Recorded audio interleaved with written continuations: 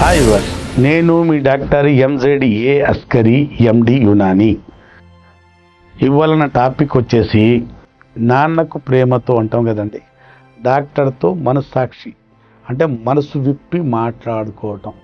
మీ రహస్యాలు, మీ ప్రైవసీ ఏదున్నా, మీ సీక్రెట్స్ అన్ని డాక్టర్ దగ్గరే ఉంటాయి. దాని బహిరంగంగా ఎవ్వరు చెయ్యరు. మీరు మనసిప్పి మీరు డాక్టర్తో, సార్ నేను ఈ విషయంతో, ఈ సమస్యతో నేను బాధపడుతున్నాను చెప్తే మేము మీకు ఆ సమస్య నుంచి బయట పెట్టాలి అనే ప్రయత్నిస్తాం తప్ప మీ వ్యక్తిగత జీవితం మీద ఎట్లాంటి ఇబ్బంది రాకుండా చూసుకుంటాము. చాలామంది కంటి డాక్టర్ దగ్గర వెళ్ళి కళ్ళద్దాలు తీసుకుంటారు, చెవుల డాక్టర్ దగ్గర వెళ్ళి చెవుల మిషన్లు పెట్టుకుంటారు, మోకాలు పాడైపోయినని దాని చిప్పలు మార్చుకుంటారు. కానీ మా దగ్గర రావడానికి సెక్స్ పరంగా అంగస్తంభన సమస్య సిగ్గుపడుతుంటారు, బిడియం చెందుతుంటారు, బిడియం పడుతుంటారు. సమాజం ఏమనుకుంటుందో నామోషిగా ఫీల్ అవుతుంటారు. నేను ఒక్కటే చెప్తానండి, శరీరంలో ఏ పార్ట్ అయినా వీక్ అవ్వచ్చు, బలహీన పడవచ్చు. అలాగే అంగంలో కూడా బలహీనత రావచ్చు. దానికి సిగ్గుపడాల్సిన అవసరం అస్సలు లేదు, ఎంతైనా లేదు. అది కూడా శరీరంలో ఒక పార్ట్ కదమ్మా. దాంట్లో వీక్నెస్ వస్తే నామోషి ఏంటి? మనం జ్వరానికి వెళ్ళినప్పుడు, డాక్టర్కి జ్వరం వచ్చినప్పుడు వెళ్ళి చూపించుకుంటాం కదా. అలాగే సార్ నాకు అంగంలో స్తంభన తగ్గింది, చలనం తగ్గింది, కోరికలు తగ్గాయి. నేను గతంలో కొన్నిసార్లు హస్తప్రయోగం చేసేవాడిని, ఇప్పుడు మానేసుకున్నాను. అయినా మొదట్లాగా గట్టితనం, బలం, స్తంభన లేదంటే దానికి మేము ట్రీట్మెంట్ ఇస్తాం కదా. మళ్ళీ పూర్వ వైభవం మళ్ళీ తిరిగి మీ అంగంలో గట్టితనం, అంగస్తంభన, రాడులాగా రౌతులాగా అంగం తయారవుతుంది కదా. మీ కామకోలిక పెరుగుతాయి, మీ టైమింగ్ పెంచుకోవచ్చు కదా.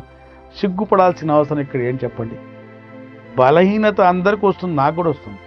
నా శరీరం కూడా మానవ శరీరమే, దేవుడు నాకు స్పెషల్గా డిజైన్ చేయలేదు, అందరికీ వస్తుంది. వస్తే మనకు ట్రీట్మెంట్ ఉంది. ట్రీట్మెంట్ని మీ వైద్యానికి సద్వినియోగం చేసుకొని మళ్ళీ సమస్యతో మీరు బయటపడవచ్చు. మళ్ళీ మీ అంగం, పాడైన అంగం సైజ్ పెంచుకోవచ్చు, తగ్గిన అంగస్తంభనను పెంచుకోవచ్చు, తగ్గిన టైమింగ్ పెంచుకోవచ్చు, మీ కామ కోరికలు తగ్గిన అన్నీ పెంచుకోవచ్చు. ఏ సైడ్ ఎఫెక్ట్ లేకుండా యునాని మందులతో మీరు ఈ సమస్యలతో బయటపడవచ్చు శాశ్వతంగా. ఒకసారి మందులు వాడితే ప్రతిసారి మందులు వాడాలని నేను చెప్పాను. నా దగ్గరికి వచ్చి అస్తమాన మందులు తినమని నేను ఎప్పుడు చెప్పాను. యునానిలో ఒక కోర్స్ తీసుకుంటే, ఒక పరిధి, ఒక డ్యూరేషన్ మందులు తీసుకొని వాడుకుంటే ఈ సమస్యలతో బయటపడవచ్చు.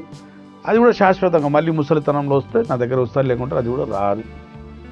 అంగస్తంభన సమస్యకు శీఘ్రస్ఖలనం, ప్రీమ్యాచ్యూర్ ఎజాకులేషన్ సమస్య, ప్రీకం సమస్య, అంగం సైజ్ పాడైపోయినా, వంకర అయిపోయినా, వీర్యం తగ్గినా, వీర్యం కణాలు తగ్గినా, వీర్యం చిక్కదనం తగ్గినా, మీ కామ కోరికలు తగ్గినా, ఇవన్నిటికీ మా దగ్గర చక్కటి పరిష్కారం ఉంటుంది.